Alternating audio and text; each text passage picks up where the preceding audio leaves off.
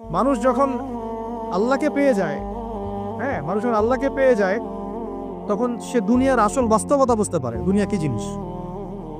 আলী রাদিয়াল্লাহু আনহুর একটা বই পড়ছিলাম, ওনার যে মানে দর্শনগুলা, ওনার যে মানে চিন্তা ভাবনাগুলো, ওনার কিছু লেখা ছিল, কিন্তু এগুলো সব জায়গায় আসে নাই। এই বইগুলো সবাই পায় না, কিন্তু রেয়ার বই। তো ওখানে দুনিয়ার এক্সাম্পল দিচ্ছেন তিনি বলছেন দুনিয়া এমন জায়গা যেখানে কেউ যদি ডুব দেয়, সমুদ্রে ডুব দেওয়ার মতো জাস্ট ডুব দেয়, তাহলে তার আমল, যত নেক আমল, সব আমল কমে আসবে। এটা কিন্তু বাস্তব। দুনিয়াতে ডুব দিবেন আপনি, দেখবেন আপনার নেক আমলগুলো কমে আসতেছে। তিনি বলছেন দুনিয়া হচ্ছে সাপের মতো। কেমন? সাপের মতো। ধরতে নাকি খুব সফট লাগে, ধরতে খুব স্পর্শ করতে সফট মনে হয়, কিন্তু এর বিষ যদি একবার ঢুকে দেয় শরীরে, আর রেহাই নাই। কথাগুলোর গভীরতা অনেক। এক জায়গায় লিখছেন উনি যে আমি দুই শ্রেণীর মানুষকে নিয়ে খুব সমস্যা আছে। এক শ্রেণী হচ্ছে যারা জাহেল আবেদ, মানে ইবাদত করে, অনেক ইবাদত করে কিন্তু জাহেল, জ্ঞান নাই কিন্তু ইবাদত করে, এদেরকে নিয়ে আমি খুব সমস্যা আছে। আর এক শ্রেণী হচ্ছে যারা ব্যক্তিত্বহীন আলেম, এদেরকে নিয়ে আমি সমস্যা আছে। আলেম কিন্তু কোনো ব্যক্তিত্ব নাই, এই জন্য মানুষ তার কাছে আসে না, দূরে সরে যায়। ব্যক্তিত্বহীনতার কারণে অনেক আলেম থেকে মানুষ দূরে সরে যায়, কিন্তু একজন আলেম যদি ব্যক্তিত্বশীল হয়, মানুষ তার কাছে আসে। খেয়াল করে দেখবেন। তো উনি বলছেন আমি এই দুই শ্রেণীর মানুষকে নিয়ে সমস্যা আছে, আর পড়তে শুরু করলে মনে হয় যে পড়তেই থাকে। বলছেন যে আমি অনেক জায়গায় ঘুরলাম, অনেক কিছু দেখলাম, শুনলাম, বুঝলাম, শেষে গিয়ে বুঝলাম যে মানুষ শুধু স্বার্থের জন্যই মানুষের কাছে থাকে। বলছে কথা, তিনি বলছেন তুমি যদি ভালোবাসাকে বাড়াতে চাও তাহলে মানুষের সাথে খুব বেশি মেলামেশা করতে যাও, একটু কম মেলামেশা করো, একটু দূরত্বে থাকো, তোমাকে মানুষ ভালোবাসবে। আর তুমি যদি খুব বেশি ডুব দাও না, তখন তোমার মূল্য আর ব্যক্তিত্ব নষ্ট হয়ে যাবে। এক একটা কথা কতগুলো বলে শেষ করব, অনেক আছে। এক পর্যায়ে তিনি ফাতিমা রাদিয়াল্লাহু আনহা যে ইন্তেকাল, এই ইন্তেকালকে নিয়েও দুটো লাইন লিখেছেন। এই লাইনগুলো পড়তে গিয়ে চোখ দিয়ে পানি চলে আসছে। তিনি বলছেন তোমাকে কতদিন দেখি না, কতদিন ছুঁয়ে দেখি না, কতদিন তোমার কাছে যাই না। সবাই বলে তুমি আমার থেকে দূরে, কিন্তু সত্যি কথা হচ্ছে তুমি আমার কলিজার ভিতরে আছো। এমন করে লিখেছেন ফাতিমা রাদিয়াল্লাহু আনহা সম্পর্কে। হে আমার প্রিয়তমা, তোমাকে কতদিন দেখি না, তোমার চেহারা কতদিন দেখি না, তোমাকে কতদিন ছুঁইতে পারি না। হ্যাঁ, সবাই বলে তুমি আমার থেকে দূরে চলে গেছো, কিন্তু আমি জানি তুমি আমার কলিজার বক্ষ পিঞ্জরে আছো। লিখেছে কবিতা। তো আপনারা একটু পড়াশোনা করবেন। স্পেশালি আমি আপনাদের এনকারেজ করি যে চার খলিফার জীবনী অবশ্যই পড়বেন। চার খলিফার জীবনী পড়বেন, সাহাবীদের জীবনী পড়বেন, তারা কিভাবে দিন শিখেছেন, বুঝেছেন, পালন করেছেন, প্রচার করেছেন, দিনের জন্য কত ত্যাগ স্বীকার করেছেন, এগুলো পড়বেন। আমি খুব রিকোয়েস্ট করি আপনাদেরকে যে আপনারা ইতিহাস পড়বেন। রাসূল সাল্লাল্লাহু আলাইহি ওয়াসাল্লামের জীবনী থেকে শুরু করে একদম অটোমান এম্পায়ার পর্যন্ত ইতিহাসগুলো পড়ে দেখেন, কিভাবে ইসলাম আজকে এই জায়গায় আসছে আপনি চিন্তাই করতে পারবেন। কত চড়াই উতরাই পেরিয়ে যে ইসলাম আজকে এই জায়গায় আসছে আপনি চিন্তাই করতে পারবেন। প্রিয় ভাইরা, আমাদের নবীজি সবচেয়ে ভালো মানুষ হওয়া সত্ত্বেও তাকে কিন্তু গালি খেতে হয়েছে এবং হত্যার চেষ্টাও করা হয়েছে। মনে রাখবেন, শুধু সৎ কাজের আদেশ করার নাম ইসলাম নয়, শুধু আংশিক বিষয় পালন করার নাম ইসলাম নয়, অসৎ কাজের নিষেধের নামও ইসলাম, এবং আল্লাহ নিষেধগুলো ছেড়ে দেওয়ার নামও ইসলাম। আল্লাহ পাক এটাই বলছে সূরা বাকারা 84-85-তে, তোমরা কি কিতাবের কিছু অংশ মানো, কিছু অংশ মানো না। ফামা জাযাউ মা ইয়াফআলু যালিকা ইল্লা খিzyun ফিল হায়াতিদ দুনিয়া, দুনিয়াতেই আমি লাঞ্ছিত করে দেব এমন অপরাধ করলে। ইয়াউমাল কিয়ামা ইউরাদ্দুনা ইলা আশাদ্দিল আযাব, কিয়ামতের মাঠে সবচেয়ে যন্ত্রণাদায়ক শাস্তি এদেরকে দেওয়া হবে। কাদেরকে? যারা কিতাবের কিছু অংশকে মানি, কিছু অংশ মানি না। পারি না পারি, আগে আকীদা পরিষ্কার রাখবো যে ইসলামের প্রত্যেকটা বিষয়ের হেদায়েত আছে, এটাই চূড়ান্ত দিন, এর বাইরে কোনো দিন আল্লাহর কাছে গ্রহণযোগ্য হবে না। কেউ চর্চা করলে তা কোশ্চিনকালও কবুল করা হবে না। এবার আসেন, এর ভিত্তি কি? এর ভিত্তি হচ্ছে দুইটা। কয়টা? দুইটা থেকে আরো দুইটা এসেছে, এই দুইটা হচ্ছে মূল। নবী সাল্লাল্লাহু আলাইহি ওয়াসাল্লাম বলছেন তারাকতু ফিকুম আমরাইন, আমি তোমাদের মাঝে রেখে গেলাম মাত্র দুটো বস্তু। কয়টা বস্তু?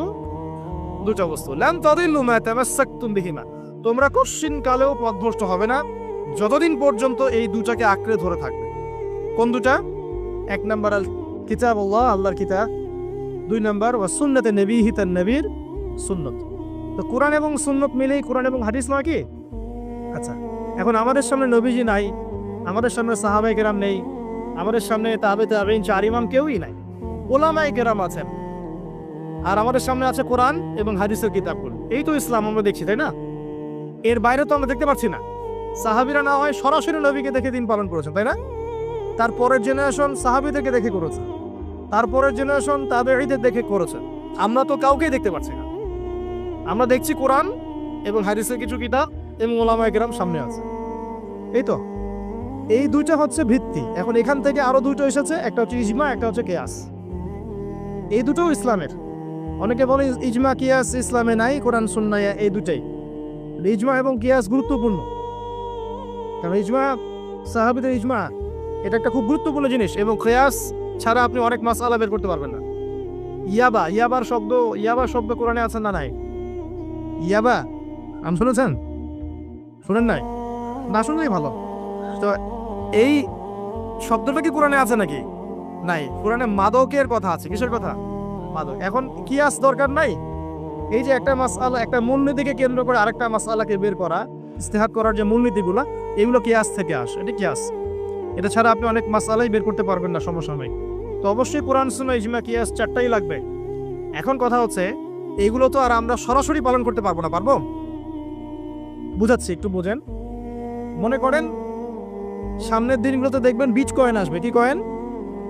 হয়তো অলরেডি অনেক কান্ট্রিতে চলেও আসছে। এখানে কতদিন এটা লঞ্চ হবে আল্লাহ ভালো জানেন, কিন্তু বিটকয়েন মার্কেটে আসছে। এটাকে ক্রিপ্টোকারেন্সি বলে। কি বলে? পেপার মানি নিয়ে যে কথাগুলো বলেছিলাম, কিছু তো ফলেছে নাকি ভাই? কিছু তো ফলেছে। আচ্ছা, সামনে আরো ফলবে ইনশাআল্লাহ। সাস্টেইনেবল অ্যাসেট যেগুলো আছে সেখানে সম্পদ ইনভেস্ট করেন। আপনার জমি জমা থাকলে চাষবাস করা শুরু করেন। সাস্টেইনেবল অ্যাসেট যেগুলো, সেগুলোতে ফোকাস করেন। এমন কোনো জায়গায় অনেক বেশি সম্পদ ইনভেস্ট করে দিয়েন না যেটা পরে আপনার মানে পথে বসার কারণ না হয়ে যায় আমার। তো ক্রিপ্টোকারেন্সি মনে করেন চলে আসছে, এখন আপনি বোঝেন না ক্রিপ্টোকারেন্সি কি জিনিস, সেটা হালাল না হারাম, এটা জায়েজ না জায়েজ, এগুলো মাসালা কি সবাই জানে? জানে কি? এটার জন্য কোরআন সুন্নাহ জ্ঞান লাগবে, ইকোনমিক্সে জ্ঞান লাগবে না, পড়াশোনা লাগবে। এখন সরাসরি কোরআন এবং হাদিসের বইগুলো চর্চা করে আপনি কি এর সমাধান বের করতে পারবেন কি না? পারবেন? আপনার কি সেই জ্ঞান আছে, যোগ্যতা আছে? আর সেই যোগ্যতা কি সবার আছে? অল্প কিছু মানুষের থাকতে পারে, যারা ওলামায়ে কেরাম, তাদের এই যোগ্যতা। তাদের মধ্যেও হয়তো কিছু মানুষের নাও থাকতে পারে না, কিন্তু বরেণ্য ওলামায়ে কেরাম যারা, তাদের মাঝে এগুলো থাকবে ইনশাআল্লাহ। এখন আপনি কি করবেন? কোরআন সুন্নাহকে পালন করার স্বার্থে ওলামায়ে কেরামের দ্বারস্থ হবে এবং তাদের কাছে মাসালগুলো জেনে নেবেন। তাহলে আপনি একা একা চর্চা করে বিভ্রান্ত হওয়ার সুযোগ থাকবে। এই বিষয়টা খেয়াল রাখবেন। এখন নতুন কিছু ফিতনা আসছে যে কিছু মানুষ, সবাই না, অল্প কিছু মানুষ কোরআন সুন্নাহ নিজে নিজে পড়াশোনা করেই সব কিছুর সমাধান বের করতে চাচ্ছে। এটা ঠিক না। সব কিছুর সমাধান বের করতে হলে মুস্তাহিদ হতে হবে, আর সবাই মুস্তাহিদ হতে পারবে না। সবাই কি আবু হানিফা রাহিমাহুল্লাহ হতে পারবে নাকি? সবাই কি ইমাম শাফিঈ হবে নাকি? সবাই কি আহমদ বিন হাম্বল হতে পারবে? সবাই কি ইমাম মালিক হতে পারবে? পারবে। অতএব জ্ঞান চর্চার স্বার্থে, দিন পালনের স্বার্থেই ওলামায়ে কেরামের দ্বারস্থ হতে হবে, হকপন্থী ওলামায়ে কেরাম। এমন ওলামায়ে কেরামের কাছে আবার যায় না যার সকালে চা খাওয়ার সময় একটা ফতোয়া থাকে, বিকেলবেলা একটা মাই খায়, রাত্রে ফতোয়া আবার উল্টা যায়। এই জায়গায় তাহলে সমস্যা। ঠিক আছে? তো আল্লাহ পাক আমাদের বরেণ্য ওলামায়ে কেরামদেরকে হেফাজত করুন, দোয়া করি, এবং তাদের নেক হায়াতে বরকত দান করুন, এবং তাদের মাধ্যমে দিনের আরো বড় বড় খেদমত আঞ্জাম দেওয়ার তৌফিক আল্লাহ পাক দান। এবং যুব সমাজকে রিকোয়েস্ট করবো যে আপনারা ডিটাচড হয়ে থাকবেন, ওলামায়ে কেরাম থেকে ডিটাচড হয়ে আপনারা দিন পালন করতে যাবেন না, তাদের সাথে সম্পর্ক রেখে দিন পালন করবেন ইনশাআল্লাহ। আল্লাহ সহজ করুক। এখন এই ভিত্তি পেয়ে গেলাম, এবার শেষ করার আগে আমি মূলনীতিগুলো বলে শেষ করছি। এই মূলনীতি কি ইসলামে? শোনেন, এই জায়গাটা একটু ভালো করে শোনেন। নবী সাল্লাল্লাহু আলাইহি ওয়াসাল্লাম বসে আছেন মসজিদে। একজন ব্যক্তি আসলেন, ব্যক্তির গায়ে ধবধবে সাদা জামা, চুলগুলো কুচকুচে কালো, এবং তাকে মদিনার কেউ চিনে না। লা ইউরা আলাইহি আসারুস সাফর, তার গায়ে সফরের কোনো চিহ্ন দেখা যাচ্ছে না। তিনি আসলেন, এসে নবী সাল্লাল্লাহু আলাইহি ওয়াসাল্লামের হাঁটুর সাথে হাঁটু লাগিয়ে দিয়ে বসে পড়লেন। বসে নবীজিকে 4টা প্রশ্ন করলেন। কয়টা প্রশ্ন? 4টা। তার মধ্যে প্রথমটা হচ্ছে আখবিরনি আনিল ইসলাম, হে মুহাম্মদ সাল্লাল্লাহু আলাইহি ওয়াসাল্লাম, আমাকে ইসলাম সম্পর্কে বলো যে ইসলাম কি। ইসলাম কি জিনিস, ইসলামের ব্যাখ্যা কি, সংজ্ঞা কি? নবীজি বলছেন সাল্লাল্লাহু আলাইহি ওয়াসাল্লাম, আর ইসলাম হচ্ছে আন তাশহাদু আল লা ইলাহা ইল্লাল্লাহ, তুমি সাক্ষ্য দিবে যে আল্লাহ ছাড়া কোনো ইলাহ নাই, ওয়া আন্না মুহাম্মাদান আবদুহু ওয়া রাসূলুহু, এবং মুহাম্মদ সাল্লাল্লাহু আলাইহি ওয়াসাল্লাম আল্লাহর বান্দা এবং রাসূল। এটা এক নাম্বার ইসলামের ভিত্তি। এটা নাম্বার 1 হলো কালিমা। কালিমার মধ্যে দুইটা অংশ। কয়টা অংশ? একটা হচ্ছে লা ইলাহা ইল্লাল্লাহ, মানে আল্লাহ পাকের তাওহীদ ছাড়া অন্য কোনো কিছু চলবে না। 2 নম্বর হচ্ছে মুহাম্মদুর রাসূলুল্লাহ, মানে নবীর সুন্নাত ছাড়া অন্য কোনো সুন্নাত চলবে না। সিম্পল। লা ইলাহা ইল্লাল্লাহ মানে আল্লাহ ছাড়া কিছুই নাই, মানে আল্লাহ ছাড়া কোনো রিজিক দাতা নাই, কোনো পালনকর্তা নাই, কোনো সন্তান দাতা নাই, কোনো জীবন দাতা নাই, কোনো মৃত্যু দাতা নাই, কোনো বিধান দাতা নাই, আল্লাহ ছাড়া কিছুই না। মানে আল্লাহ পাকই সব, আল্লাহ থেকে সব হয়। নাকি অন্য কোনো ইলাহ আছে? আস্তাগফিরুল্লাহ, অন্য কোনো ইলাহ আছে? নাই। এটা হচ্ছে শিরক মুক্ত তাওহীদের স্টেটমেন্ট। লা ইলাহা ইল্লাল্লাহ মানে শিরক মুক্ত তাওহীদ। শুধু এটা মুখের জিকির না, পালন করে দেখাতে হবে। যদি ইবাদত বন্দেগীতে আপনি আল্লাহর দাসত্ব করেন, সেজদা দেন, আল্লাহকে সেজদা দেন, ইবাদতে লা ইলাহা ইল্লাল্লাহ ঠিক আছে। অর্থনীতিতে গিয়ে আপনি সুদ খাচ্ছেন, আল্লাহর বিধান মানছেন না, ওখানে লা ইলাহা ইল্লাল্লাহ ঠিক নাই। বুঝতে পারছি না? জীবনের সব ক্ষেত্রেই লা ইলাহা ইল্লাল্লাহ আনতে হবে, তারপরে তো হবে লা ইলাহা ইল্লাল্লাহর কায়েম। এটা তো হইল না কিছু। 2 নম্বর মুহাম্মদ রাসূলুল্লাহ মানে আপনি অন্যের মন গড়া কোনো আদর্শ, দর্শন, সুন্নাত ফলো করতে পারবেন না। আপনাকে মুহাম্মদ সাল্লাল্লাহু আলাইহি ওয়াসাল্লামকেই রোল মডেল মানতে হবে। এর নাম মুহাম্মদ রাসূলুল্লাহ। যদি কেউ মুহাম্মদ রাসূলুল্লাহ বলে অন্য কাউকে তার আদর্শ মেনে চলে, তাহলে মুহাম্মদ রাসূলুল্লাহ কেটে গেছে। এখানে একই কথা। নামাজে দাঁড়িয়েছেন, রাসূলের মতো নামাজ পড়ছেন, মাশাআল্লাহ। রোজা করছেন রাসূলের মতো, হজ উমরা সব রাসূলের তরিকায় হচ্ছে, তাসবিহ তাহলিল সব রাসূলের তরিকায় হচ্ছে। অর্থনীতিতে গিয়ে আর রাসূলের তরিকা চলে না, তাহলে এখানে আর মুহাম্মদ রাসূলুল্লাহ থাকলো না। আমি মনে হয় বুঝাতে পারছি না। মানে জীবনের সব ক্ষেত্রেই লা ইলাহা ইল্লাল্লাহ মুহাম্মদুর রাসূলুল্লাহ থাকতে হবে, শুধু একটা অংশে নয়। এটা 1 নাম্বার। 2 ওয়ান তুকিমাস সালাহ, এবং যখন তুমি সালাত কায়েম করবে। ইসলামের 2 নম্বর পিলার কি? সালাত কায়েম করা। সালাতের বিষয়ে জাস্ট 2টো হাদিস বলে দিই আমি, তাহলে আপনার যথেষ্ট হবে ইনশাআল্লাহ। একটা হাদিসে নবীজি বলেন, মান তারাকা সালাতান মুতাআম্মিদান ফাকাদ কাফার, কেউ যদি ইচ্ছাকৃতভাবে নামাজকে ছেড়ে দেয়, সে ব্যক্তি কিন্তু কুফরি করলো। কি করলো? আমরা যারা নামাজ পড়ছি না, আমরা কিন্তু কুফরির মধ্যে আছি। মুয়াজ বিন জাবাল রাদিয়াল্লাহু আনহু নবীজি বলেন, মান তারাকা সালাতান মুতাআম্মিদান ফাকাদ বারিআত মিন জিম্মাতিল্লাহ, কেউ যদি নামাজ ছেড়ে দেয়, ফরজ নামাজ তার উপর ছেড়ে দেয়, ত্যাগ করে, সে ব্যক্তি আল্লাহর জিম্মাদারি থেকে মুক্ত হয়ে গেল। আল্লাহর জিম্মাদারি নাই তার উপরে, আল্লাহ পাকের কোনো রেসপন্সিবিলিটি নাই তার উপরে। আল্লাহ ছেড়ে দিয়েছেন তাকে, যাও। একটা হাদিস আছে, বাইনা রাজুলি ওয়া বাইনা শিরকি ওয়াল কুফরি তারকুস সালাহ, একজন আল্লাহর বান্দা আর একজন কাফের মুশরিকের মাঝে পার্থক্যই নামাজ। নামাজ নাই, ইসলাম নাই। শুধু আইওয়া শোডাউন দিয়ে কিচ্ছু হবে না ভাই, অথচ নামাজ আগে ঠিকঠাক মতো পড়তে হবে। পড়তে হবে না ভাই? আমাদের যুব সমাজ এখন রাত 3:30টায় খেলা দেখতে ওঠে, তাহাজ্জুদে ওঠার সুযোগ হচ্ছে না, ফুরসত হচ্ছে না। 3:30 4টা হলেও উঠতে হবে, অ্যালার্ম দিয়ে রাখবে, আর্জেন্টিনার খেলা আছে। কিন্তু আরেক ঘন্টা পরে ফজরের নামাজ, ওই খেলা দেখি ঘুম, ফজরের নামাজ। এই যে ঢাকায় দেখলেন না, ছবি দেখলে মনে হয় একটা তিল পরিমাণ জায়গা নেই মানুষের দাঁড়ানো, পর্দার সামনে একটা তিল পরিমাণ জায়গা নেই মানুষের দাঁড়ানো। হই হুল্লা করতেছে, নাচছে, গাচ্ছে, স্মোক করতেছে, ড্রিঙ্কস করতেছে।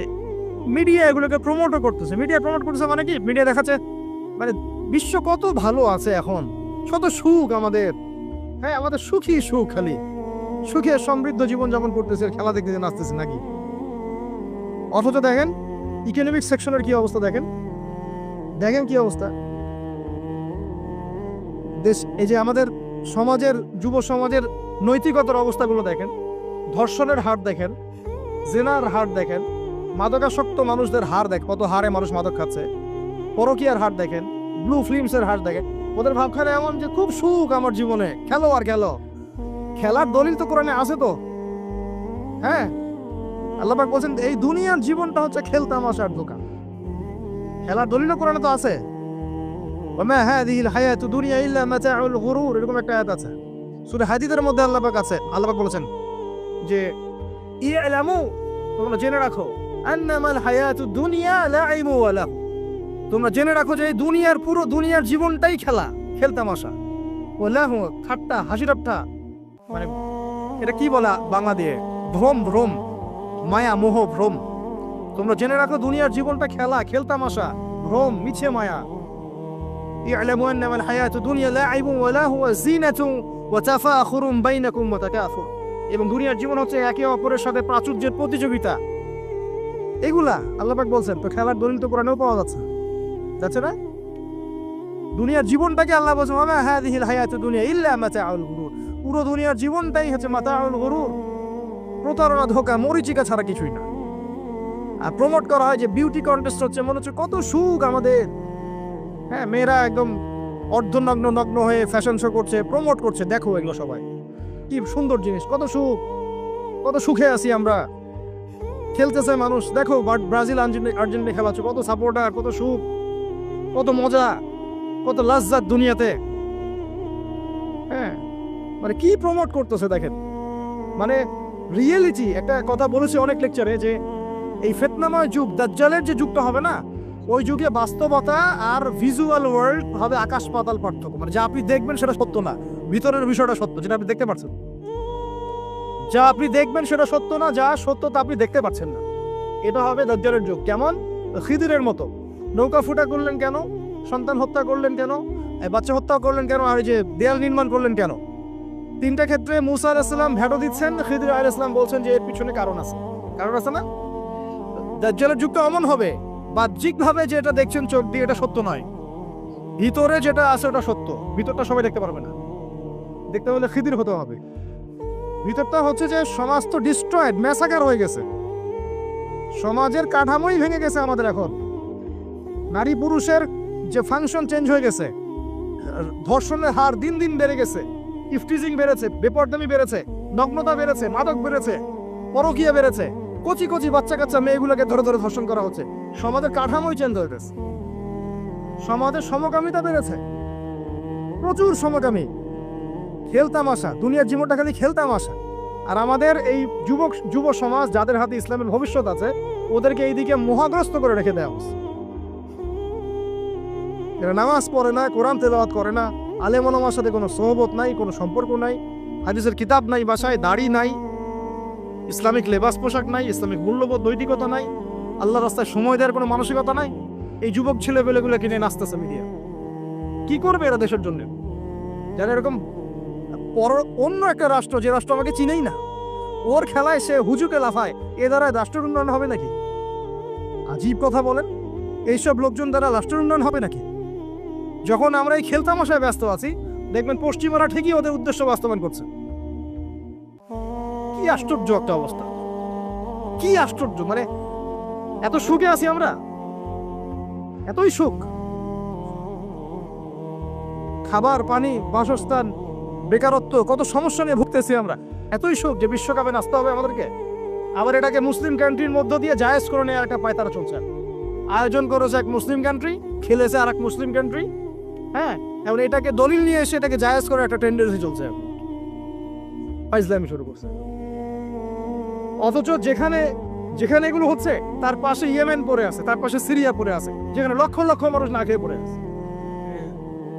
ইয়েমেনে লক্ষ লক্ষ শিশু না খেয়ে মরতেছে এখন। ওদের 2013-14 সাল থেকে নিয়ে 2022 পর্যন্ত প্রায় 3.5 লক্ষ মানুষ মারা গেছে ইয়েমেনের এই ঘটনাগুলো, গৃহযুদ্ধ এবং এই যে আরব কান্ট্রিগুলোর মধ্যে কনফ্লিক্টের মতো, এবং প্রায় 60% সেখানে বাচ্চা কাচ্চা। আপনি এত টাকা পয়সা খরচ করে এগুলো আয়োজন করতে, আমরা প্রমোট করতেছি, এর 5% টাকা ওদেরকে দিলেই তো ওদের 3 বেলার খাবার হতো। সিরিয়ার মানুষগুলোকে দেখেন গিয়ে, ওখানে তো ওটা রঙ্গমঞ্চ হয়ে গেছে। মানে যে যার স্বার্থ এখানে ঢুকে, ওখানে ইসরায়েলও ঢুকছে, আমেরিকাও ঢুকছে, তুরস্কও ঢুকতেছে, ওখানে আগে রাশিয়া ছিল, ওখানে বাশার আল আসাদ, সব মিলে জগা খিচুড়ি অবস্থা একটা। মানুষের মানবতা, জীবনযাত্রা নাই, জীবনের কোনো মূল্য সেখানে নাই। প্রচুর মানুষ, ছোট ছোট ছেলে পেলে দেখবেন না খেয়ে ওখানে মারা, উদ্বাস্তুর মতো তাঁবুর নিচে জীবনযাপন করে। এটা দেখেন না চোখে? ওখানে একটা খেলা, হুদাই একটা খেলা নিয়ে তো লাফালাফি করতেছে, পাশে এতগুলো মানুষ না খেয়ে মারা যায়, কোনো খবর নাই। নিজে ভরপেট খাই, প্রতিবেশী অনাহারে থাকে, মুমিন হবে? কিসের ইসলাম ফলো করতেছি আমরা? আসলে আমরা যে ইসলামটা ফলো করতেছি এটা পশ্চিমাদের শেখানো ইসলাম। আমরা রাসূলুল্লাহ সাল্লাল্লাহু আলাইহি ওয়াসাল্লামের শেখানো ইসলাম ফলো করতেছি না। আমার স্ট্রেট কাট কথা একদম। আমরা যে ইসলামটা ফলো করতেছি এটা হচ্ছে পশ্চিমাদের শেখানো ইসলাম। রাসূলুল্লাহ সাল্লাল্লাহু আলাইহি ওয়াসাল্লাম ইসলাম ফলো করলে আজকে আমাদের অবস্থাগুলো হতো না। আল্লাহ পাক আমাদেরকে বোঝার তৌফিক দান করুন। আমি শুধু ফাযাক্কির ইন্নামা আনতা মুযাক্কির। আল্লাহ পাক যে বলেছেন তুমি উপদেশ দাও, তুমি শুধু উপদেশ দাতা, লাস্তা আলাইহিম বিমুসাইতির। কারো প্রতি তুমি দারোগা নাও, আমরাও কারো প্রতি দারোগা নই, কিন্তু পুরো বিশ্বের প্রেক্ষাপটটাকে কোরআন সুন্নাহ দিয়ে ব্যাখ্যা করার দায়িত্ব আমাদের। কেউ গ্রহণ করলে করবে, না করলে করবে না। তার কবরে সে যাবে, আমার কবরে আমি যাব, সিম্পল, শেষ। গতানুগতিক লাইফস্টাইলে এখন এই পৃথিবীর বেশিরভাগ মানুষ বস্তুবাদী। এটা দেখার জন্য, বোঝার জন্য জাস্ট আপনার হৃদয়ের চোখ, হৃদয়ের কান, হৃদয়ের ইন্দ্রিয়গুলো একটু উন্মুক্ত করতে হবে। আর হৃদয়ের চোখ, হৃদয়ের কান উন্মুক্ত হবে তখনই যখন আমরা আল্লাহ এবং তার রাসূলের সামনে আত্মসমর্পণ করব, তার আগে নয়। তো বেশিরভাগ মানুষ বস্তুবাদিতায় লিপ্ত থাকে। আবার দেখি কিছু মানুষের সারাদিন ফিকির একটাই, পলিটিক্স, পলিটিক্যাল অ্যাফেয়ার্স, পলিটিক্স, কিভাবে পলিটিক্স করব, কিভাবে অপোজিশনকে ডমিনেট করা যায়, কি করলে তার ক্ষতি করা যাবে, কি করলে তাকে ওভারটেক করে আমি সামনে যেতে পারব। কিছু মানুষের চিন্তা ইকোনমিক সেকশনে, আল মাল, কিভাবে মাল অর্জন করা যাবে। আমার 2 তলা বাড়ি আছে, কিভাবে 4 তলা হবে। 2টা বিজনেস আছে, কিভাবে 10টা হবে, 5টা হবে। আমার 100% জমি আছে, কিভাবে 200% হবে। আল মাল।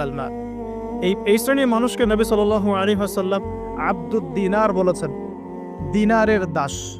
আব্দুল্লাহ নয়, আল্লাহর দাস নয়, দিনারের দাস। আরো কিছু মানুষ আছে, আমরা এখন সায়েন্স এবং টেকনোলজির অগ্রগতির খোরা অজুহাত তুলে সরাসরি আল্লাহকে ডিনাই করে ফেলছে এবং এই মতাদর্শ সমাজে বাস্তবায়নের চেষ্টাও করছে। এডুকেশন সেক্টরে হোক, সংস্কৃতির নামে হোক, সামাজিক অ্যাসোসিয়েশনের নামে হোক, মুক্ত চিন্তার নামে হোক, আমরা ডে বাই ডে যুব সমাজের একটা বড় অংশকে এথিস্ট বানাচ্ছি। আবার কিছু মানুষ সারাদিন সংস্কৃতি নিয়ে পড়ে আছে, গান বাজনা, নাট্য, কলা ইত্যাদি ইত্যাদি। কিছু মানুষ সারাটা জীবন ঢোল তবলায় কাটিয়ে দিচ্ছে। কিছু মানুষ সারাটা জীবন একটা গিটারকে নিয়ে কাটিয়ে দিচ্ছে, একটা মিউজিক্যাল ইনস্ট্রুমেন্ট নিয়ে কাটিয়ে দিচ্ছে। কিছু কিছু দিনী বোন সারাটা জীবন অপসংস্কৃতির অন্ধ অনুকরণে কাটিয়ে দিচ্ছেন। এবং আপনাদের কাছে, সরি ফর মাই ল্যাঙ্গুয়েজ, অনেক সময় মনে হচ্ছে সৌন্দর্যই সবকিছু। আল্লাহ রাব্বুল আলামিন হয়তো বা মনে হয় আমার বাহ্যিক সৌন্দর্য দেখেই বিচার করবেন আপনাদের উপর। কিছু কিছু যুব সমাজ সারাদিন PUBG, free fire, mobile games, addiction, YouTubing, Facebooking, অস্থির অবস্থা, অস্থির। ঠান্ডা মাথায় 1 সেকেন্ড বসে চিন্তা করতে যাচ্ছে না যে তাকে আল্লাহ বা কেন সৃষ্টি করেছে। তো এইরকম ভেরিয়াস কাইন্ডস অফ পিপল আমাদের এই সমাজের মধ্যে, যে কোনো কান্ট্রির দিকে আপনি তাকাবেন এই দৃশ্যটাই পাবেন। এর মধ্যে গুটি কয়েক কিছু মানুষ আপনি পাবেন, ওয়া কালিলুম মিন ইবাদিয়াশ শাকুর, আমার শুকরগুজার বান্দা আল্লাহ বলেছেন খুব অল্প হবে। অল্প কিছু মানুষ ইসলাম চর্চা করার চেষ্টা করছে। আমি ওই সেন্সে কথা বলছি না যে সারা বিশ্বে 200 কোটি মুসলিম, 300 কোটি মুসলিম, 500 কোটি মুসলিম, বাংলাদেশে 90% মুসলিম। এই ধরনের গতানুগতিক পরিসংখ্যানে আমি বিশ্বাস করি।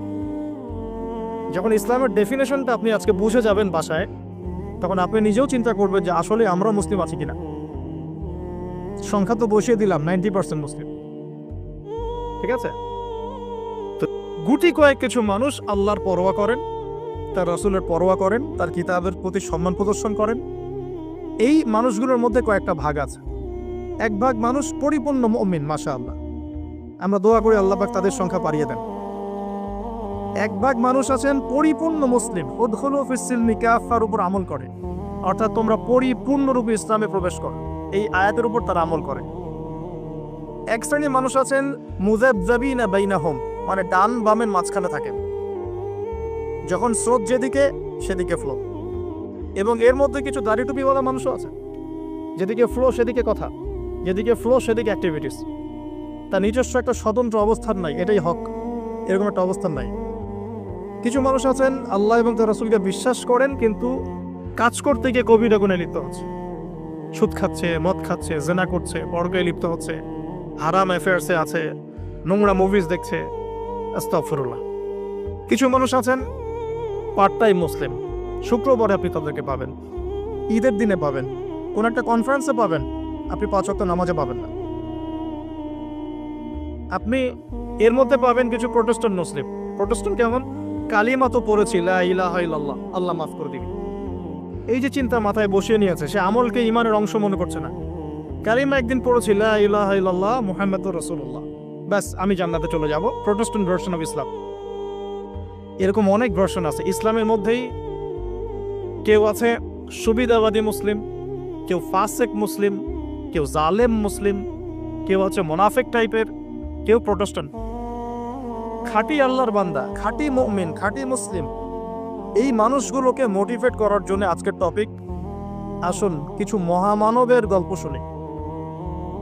শুরু করতে চাই আমাদের আদি পিতা আদম আলাইহিস সালামকে দিয়ে। কেন এত বড় লম্বা ভূমিকা দিলাম? কারণ আমরা কেউ প্রোটেস্ট্যান্ট মুসলিম থাকতে চাই না। আমরা পরিপূর্ণ কোরআন এবং সুন্নাহ অনুসরণ করতে চাই। পরিপূর্ণ কোরআন এবং সুন্নাহ আমার ব্যক্তি জীবন, আমার পারিবারিক জীবন, আমার অর্থনৈতিক জীবন, আমার সামাজিক জীবন, ইনশাআল্লাহ আল্লাহ যদি তৌফিক দান করেন আমার পলিটিক্যাল লাইফেও থাকবে ইনশাআল্লাহ। এই কনসেপ্টের নাম ইসলাম। এই কনসেপ্টকে ডিনাই করলেই মুনাফিক হয়ে যাবে। কেউ মানতে পারুক বা না পারুক এটা পরের ইস্যু, কিন্তু আগে আমার আকীদা ঠিক করতে হবে, ইসলাম এটা। এখন আমি প্রথমে শুরু করব আমার ব্যক্তিগত জীবন থেকে। আমি সালাত দিয়ে স্টার্ট করব, আমি সওম রাখবো, বেশি বেশি নফল ইবাদত করব, কোরআন তেলাওয়াত করব, দান সাদাকা করব, ভালো কাজে অংশ নিব, সৎ কাজে আদেশ করব, অসৎ কাজে নিষেধ করব। আমি আমার ব্যক্তি জীবনটাকে ইসলামাইজড করব সবার আগে। আমি সবার আগে বড় স্তরে যাব না, এটাই সুন্নাহ। এরপরে আমার একটা পরিবার আছে। আমার পরিবার, আমার মা, আমার বাবা, আমার স্ত্রী, সন্তান, সবাইকে নিয়ে পরিবার। তাদেরকে ইসলামের মধ্যে রাখার দায়িত্বটা আমার। আমার সমাজ আছে, সমাজে আমি যতটুকু পারি ইসলামকে ইম্পোজ করব। ইকোনমিক সেকশনে গিয়ে আমি হালাল হারামে পরোয়া করব না এমন মানুষ হব না। আমি সেখানে হালাল খাবো, হারাম থেকে দূরে থাকবো। যদি আল্লাহ পাক আমাকে পলিটিক্যাল ক্ষমতা দেন, আমি আমার জায়গা থেকে চেষ্টা করব ইসলামকে ইম্পোজ করার জন্য। অ্যাটলিস্ট কুফর, শিরক এবং তাগুতকে এস্টাবলিশ করব না। কিছু করতে পারি না পারি, অ্যাটলিস্ট কুফর, শিরক এবং তাগুতকে এস্টাবলিশ করব না। মোটা দাগে কথা বললে অনেক হার্ড কথা হয়ে যায়। পুরো ওয়ার্ল্ডের গ্লোবাল অ্যাফেয়ার্সই এখন তাগুতের উপরই আছে। আপনি কত বড় সংস্থার নাম নেবেন? World bank, IMF, United Nations, কোনো অ্যাসোসিয়েশনের মধ্যে 100% কেন 10% ইসলাম নাই। তো এখন আমাদের করণীয়, নিজের ব্যক্তি জীবন থেকে যখন ইসলাম বিদায় নিচ্ছে তখন ওই লেভেলে কথা বলাই তো আমার জন্য দুষ্কর। এটা তো অপরাধ, আমার জন্যই অপরাধ। তো আমাদের ফার্স্ট অফ অল স্টার্ট করতে হবে ব্যক্তি জীবন থেকেই, দেন পরিবার, সমাজ, গ্র্যাজুয়ালি উই উইল অ্যাডভান্স ইনশাআল্লাহ তাআলা। এখন আকীদাকে স্পষ্ট করলাম। আল্লাহ পাক সূরা মুলকের মধ্যে একটা কথা বলছেন, এই আয়াতটা থেকে আমি সামনে যাচ্ছি। আল্লাহ পাক, আপনারা সবাই সূরা মুলক আজকে তেলাওয়াত করবেন বাসায় গিয়ে, কারণ রাতের বেলা সূরা মুলক পড়াটা কিন্তু সুন্নাহ। এখানে আল্লাহ রাব্বুল আলামিন একটা কথা বলেছেন, তাবারাকাল্লাযী বিয়াদিহিল মুলক ওয়া হুয়া আলা কুল্লি শাইইন কাদির। আল্লাহ পাকের হাতেই রাজত্ব, কর্তৃত্ব, তিনি সমস্ত বিষয়ের উপর কর্তৃত্বশীল। আল্লাযী খালাকাল মাউতা ওয়াল হায়াতা, যিনি মৃত্যু এবং জীবন সৃষ্টি করেছেন। কি রিজনে, কি কারণে? লিয়াবলুয়াকুম আইয়ুকুম আহসানু আমালা। আল্লাহ পাক দেখতে চান আমাদের মধ্যে আমলে আহসানকে। অনেক লেকচারে আমি আহসান শব্দটার অ্যাপ্রোপ্রিয়েট ব্যাখ্যা পাইনি স্কলারদের কাছে, লেকচারারদের কাছে। হাসান শব্দটার সুপারলেটিভ ফর্ম হচ্ছে আহসান। হাসান মানে হচ্ছে ভালো, উত্তম, ভালো, খাবারটা ভালো। আহসান খাবারটা অনেক বেশি ভালো। হাসান মানে উত্তম, আহসান অনেক বেশি উত্তম। বলি আমরা কবির মানে বড়, আকবার সবচেয়ে বড়, তগীর মানে ছোট, আসগর মানে সবচেয়ে ছোট। এটাকে বলা হয় ইসমে তাফজিলের সিগা, মানে সুপারলেটিভ ফর্ম ইংরেজিতে আমরা যেটা বলি। তো আল্লাহ পাক এই আয়াতে একটু খেয়াল করে দেখেন, আল্লাহ পাক কিন্তু আমাদেরকে গতানুগতিক মুসলিম হিসেবে দেখতে চাচ্ছেন না। আল্লাহ পাক বলছেন, আমি দেখতে চাই তোমাদের মধ্যে আমলে আহসানকে। ব্যাস এই শব্দটা যদি বুঝতে পারি আজকের আলোচনার ভিতরে ঢুকতে পারবো। আমি কি আহসানটা বোঝাতে পেরেছি? আল্লাহ পাক দেখতে চান না আমাদের মধ্যে আমলে, আকীদায়, ঈমানে, তাকওয়ায়, এগুলোতে গতানুগতিক কে। আল্লাহ পাক দেখতে চান আমাদের মধ্যে আমলে বেস্ট কে, শ্রেষ্ঠটাকে। এখন কোরআনের পাতাগুলো যদি ঘেটে আমরা শেষ করি, একটা খতম দিয়ে একটা মাসে, চেষ্টা করবেন 1 মাসে 1 খতম দেওয়ার জন্য, আল্লাহ তৌফিক দান করুন। প্রতিদিন 1 পারা করে পড়লে 1 মাসে 1 খতম হয়ে যায়। আর বছরে অন্তত একবার পুরো কোরআনটা অর্থসহ পড়তে হবে। পারা যাবে ইনশাআল্লাহ? বছরে অন্তত একবার পুরো কোরআনটাকে অর্থসহ আমরা পড়ার চেষ্টা করব। এই পাতাগুলো যদি আমরা উল্টাই তাহলে দেখব কোরআনের মধ্যে আল্লাহ রাব্বুল আলামিন কাফেরদের কথা বলেছেন, জালেমদের কথা বলেছেন, ফাসিকদের কথা বলেছেন, মুত্তাকি মুমিন মুসলিমদের কথা বলেছেন। এবং আল্লাহ পাক যে শব্দটা চাচ্ছেন আমাদের কাছে আহসান, এই আহসান কিছু মানুষের কথা আল্লাহ পাক কোরআনে বলেছেন। আজকে ওইটাই গল্প। সূরাতুল বাকারার আয়াত নাম্বার 207-8 এই দুটো আয়াত একটু পড়ে দেখবেন। আল্লাহ পাক বলছেন ওয়া মিনান নাস বাদা আউযু বিল্লাহি মিনাশ শাইতানির রাজিম ওয়া মিনান নাস, আল্লাহ বলছেন মানুষের মধ্যে কিছু মানুষ আছে, সবাই না। ওয়া মিনান নাস, মানুষের মধ্যে কিছু মানুষ আছে যারা কিনা মাইয়াশরি নাফসাহু বিতিগা মারদাতিল্লাহ, যেই মানুষগুলো আল্লাহ পাকের সন্তুষ্টির জন্য তাদের নফসটাকে বিক্রি করে দিয়েছে। সুবহানাল্লাহ, চারটাখানি কথা না কিন্তু। মানুষের মধ্যে আল্লাহ কিন্তু সূরা বাকারায় বলেছেন শুরুর দিকে মানুষের মধ্যে কিছু মানুষ আছে যারা মুমিন, কিছু মানুষ আছে যারা কাফের, কিছু মানুষ আছে যারা মুনাফিক, শুরুর দিকে পাবেন।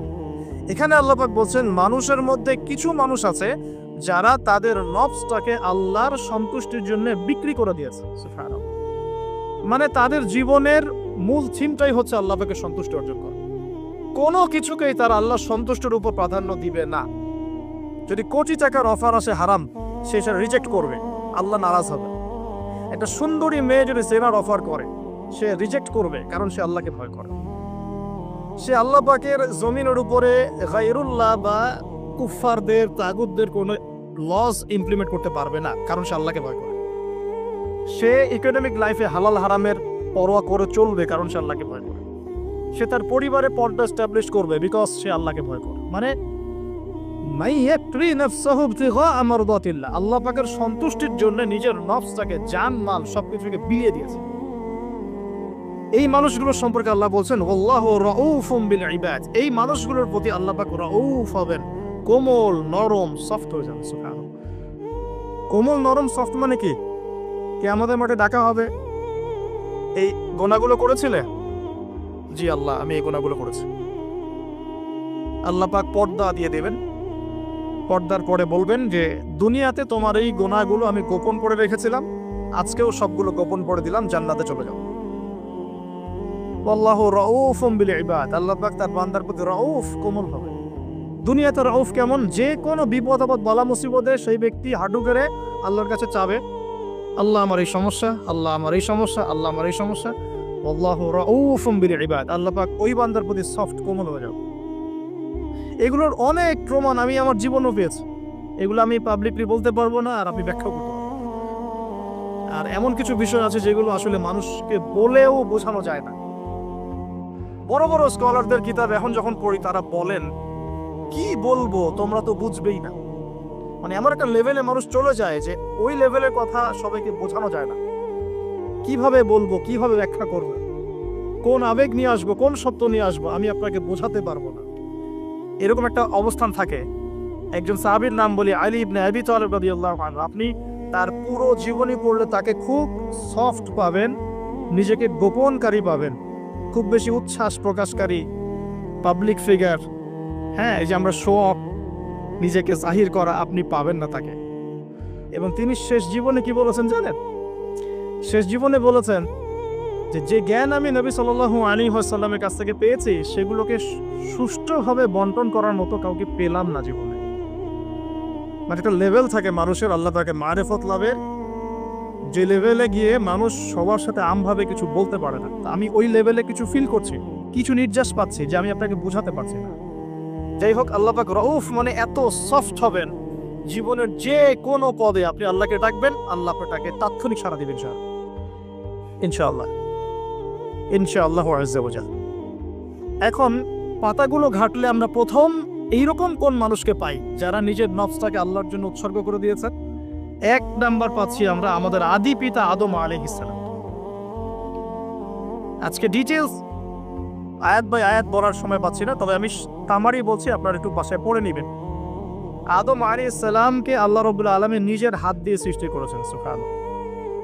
এখন আল্লাহ পাকের হাত কি, কেমন, কিভাবে ব্যাখ্যা করতে পারবো না, এবং এই ব্যাখ্যা করা আমাদের জন্য জরুরি নয়। আল্লাহ পাক যা বলেছেন বাস, কোনো কিছুর সাথে সাদৃশ্যপূর্ণ নয়, কোনো কিছুর এক্সাম্পল তার সাথে শোভনীয় হবে না। জাস্ট আল্লাহ পাক বলেছেন খলাকতু বিয়াদাই, আমি আদমকে সৃষ্টি করেছি আমার 2 হাত দিয়ে, বাস এই পর্যন্ত ফুল স্টপ। এগুলো হচ্ছে কোরআন সুন্নাহর কিছু মূলনীতি। আল্লাহ পাক বলেছেন আর রহমান আলাল আরশ ইস্তাওয়া, রহমান আরশের উপরে সমুন্নত। কোন হালতে কি অবস্থায় আছেন ব্যাখ্যা করতে পারবো না, দরকার নাই, ফুল স্টপ।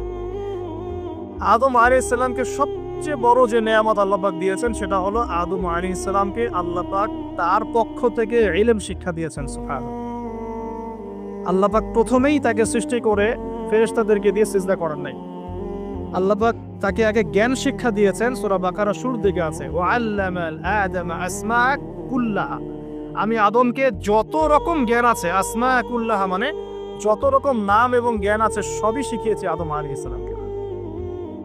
উম্মাহ আজকে পিছিয়ে পড়েছে আদম আলাইহিস সালাম এই মহামানবের জ্ঞানতাত্ত্বিক সুন্নত না নিয়ে।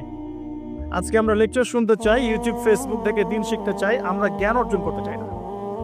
আপনি একটা লেকচারে ডাকেন, আপনি 2-3 লাখ লোক পাবেন, বাংলাদেশেই তো হচ্ছে 2-3-4-5 লাখ লোক, কিন্তু আপনি 5 লক্ষ লোককে 6 মাস একটা সিস্টেমেটিক সিলেবাস দিয়ে পড়াশোনা করতে বলেন, দে উইল ডিনাই।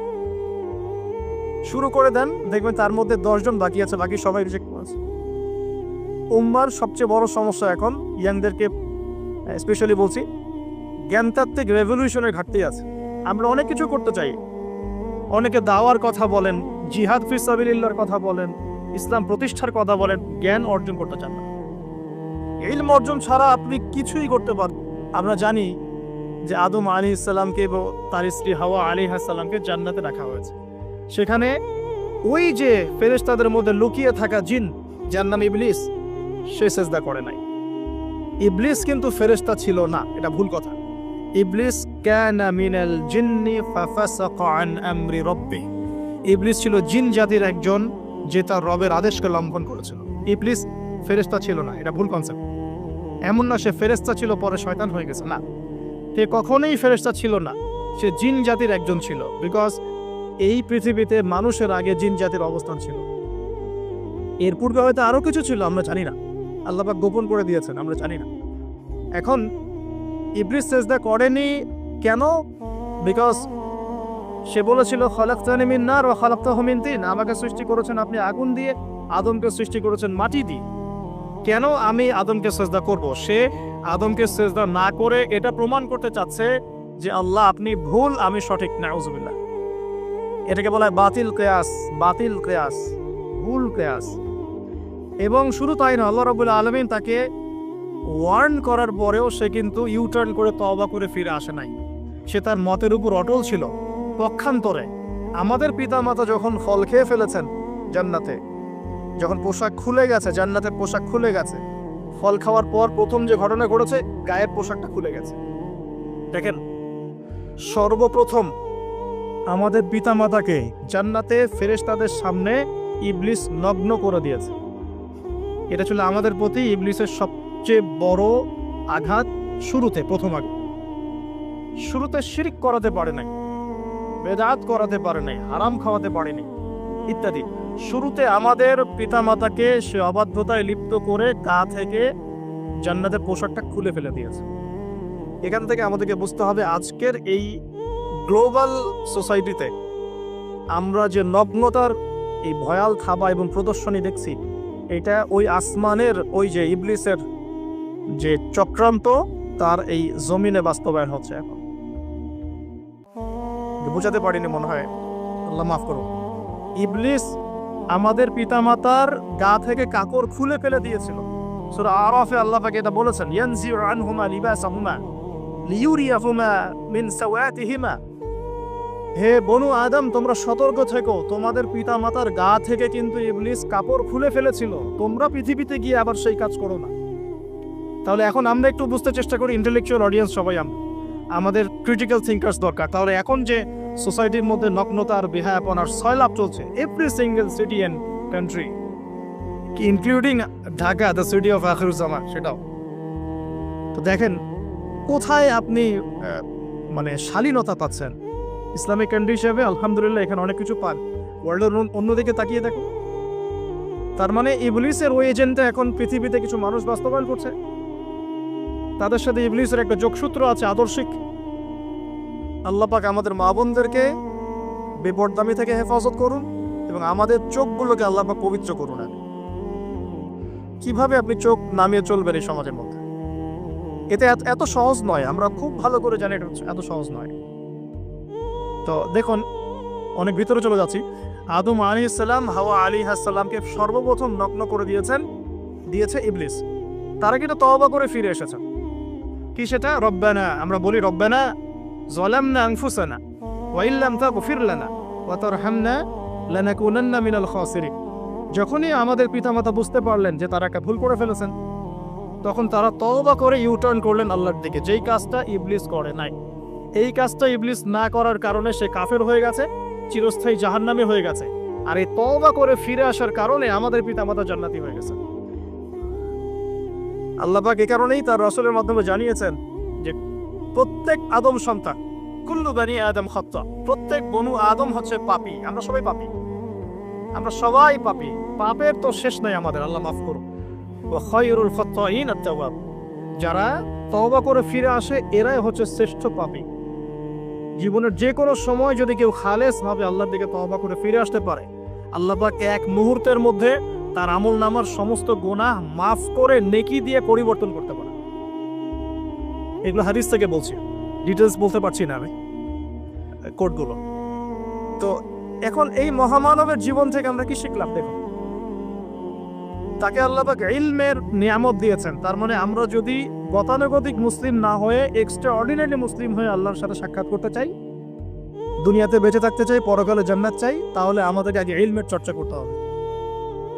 এবং এই জ্ঞানের চর্চা মানে ক্লাসিক্যাল সিলেবাসে আপনাকে পড়াশোনা করতে হবে, শুধু একটা লেকচার শুনে নয়, ফেসবুক ইউটিউব দেখে তো মোটেই নয়।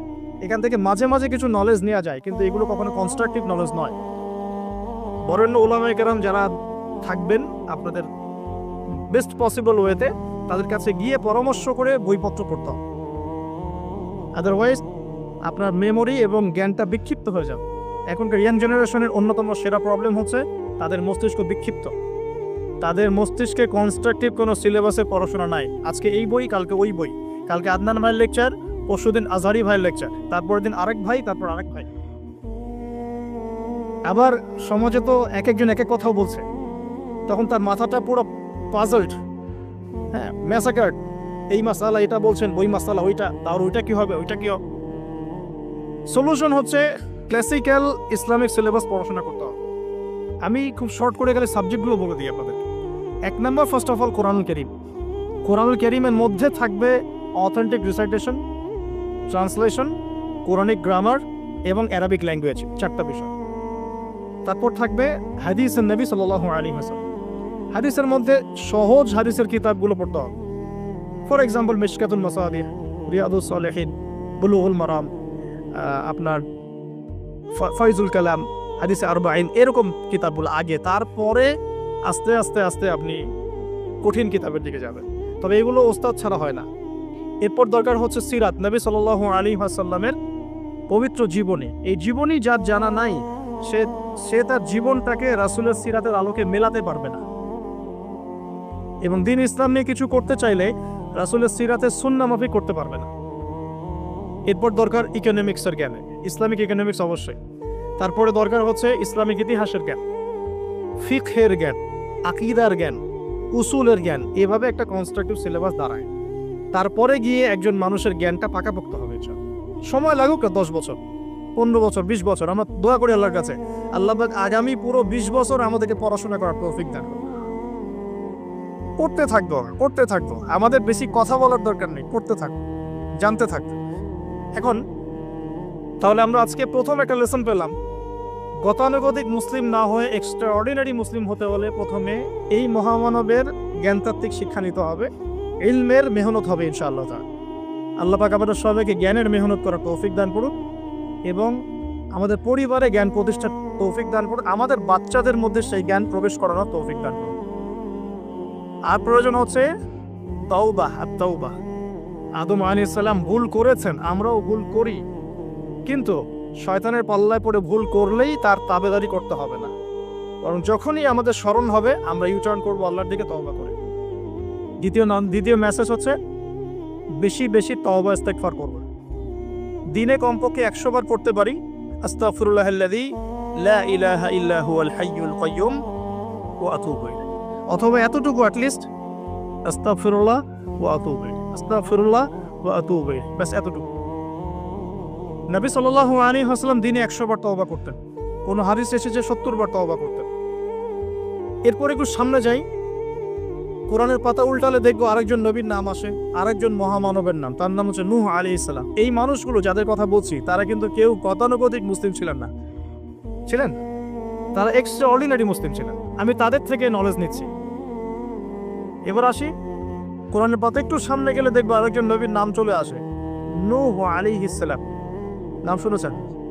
সামারি 950 বছর দিনের দাওয়াত দিয়েছেন। সুবহান। এক্সট্রা অর্ডিনারি মুসলিম হতে হলে আমাদেরকে দাওয়াতি কাজ করতে হবে, তার আগে হয়েছে জ্ঞান অর্জন করতে হবে। এই দাওয়াতি কাজটা হবে মধ্যম পন্থায়, শৈথিল্যতাবাদ না, চরমপন্থা না, মধ্যমপন্থী থাকবো ইনশাআল্লাহ।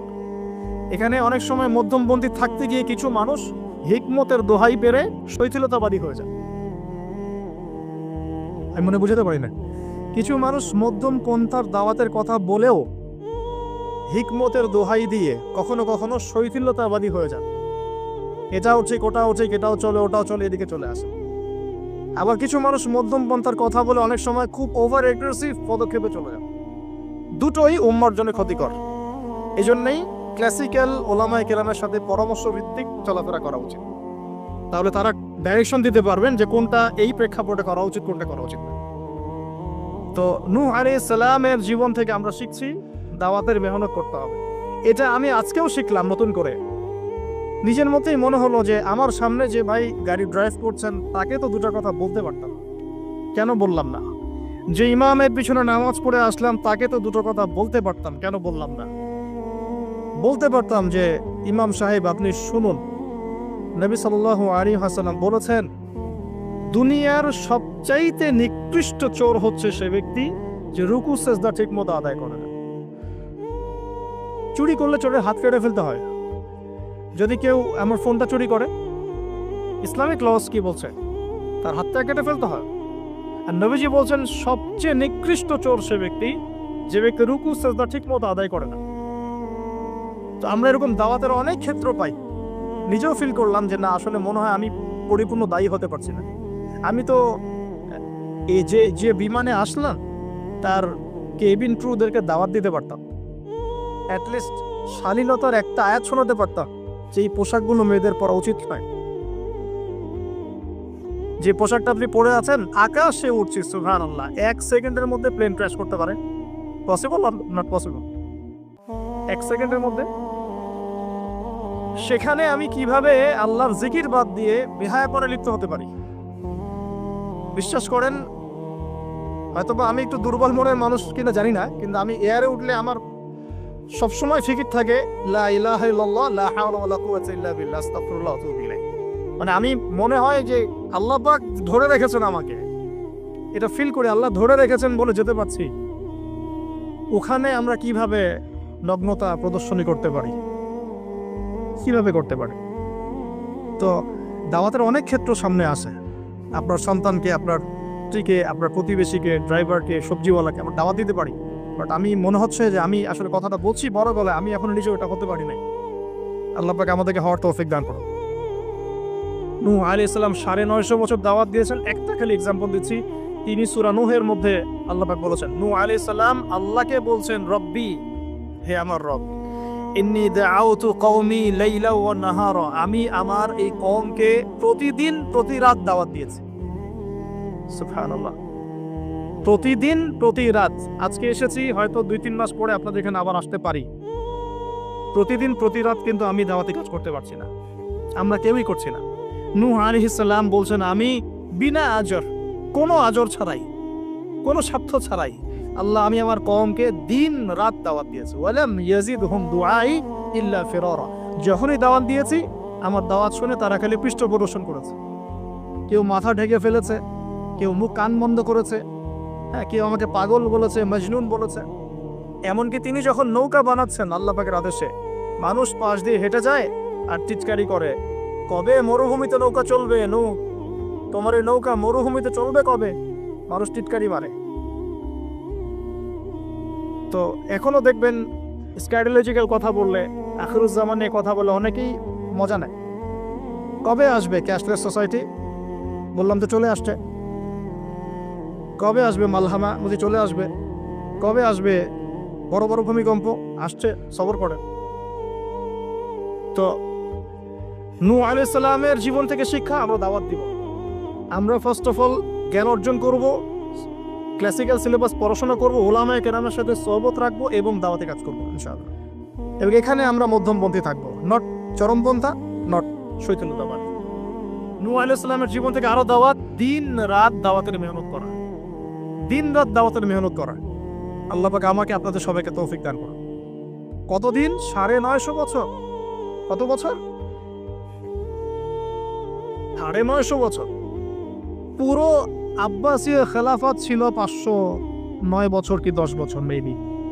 পুরো আব্বাসীয় খেলাফত 510 বছরের মতো। উমাইয়াদের ছিল 93 ইয়ার্স। আমাদের নবী সাল্লাল্লাহু আলাইহি ওয়াসাল্লামের দাওয়াতের মিশন বয়স ছিল 23 বছর।